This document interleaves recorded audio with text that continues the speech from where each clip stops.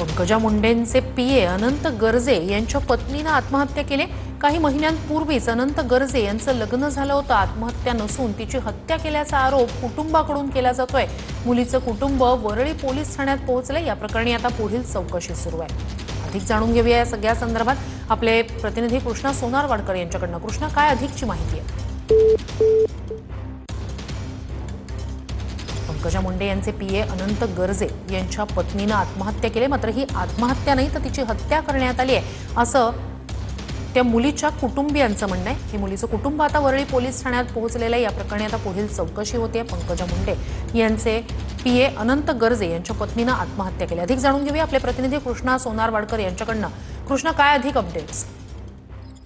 श्रुती, काल रात्री ही आत्महत्या झाल्याचं कळतं आणि आत्महत्या केलेल्या महिलेचा पती हा पंकजा मुंडेंचा पीए अनंत गर्जे असं त्याचं नाव आहे। आणि सध्या पीडित जी काही महिला आहे किंवा तरुणी आहे तिचे सगळे कुटुंबीय जे आहेत ते सुद्धा आता वरळी पोलीस ठाण्यामध्ये पोहोचलेले आहेत आणि ही आत्महत्या नसून ही हत्या आहे असा दावा सुद्धा कुटुंबियांनी केलेला आहे। सध्या वरळी पोलिसांकडून जी प्राथमिक चौकशी सुरू आहे, शिवाय मृतदेह सुद्धा शवविच्छेदनासाठी रुग्णालयामध्ये आहे। त्यामुळे या सगळ्या प्रकरणामध्ये चौकशी दरम्यान काय स्पष्ट होतं हे पाहणं महत्त्वाचं असणार आहे।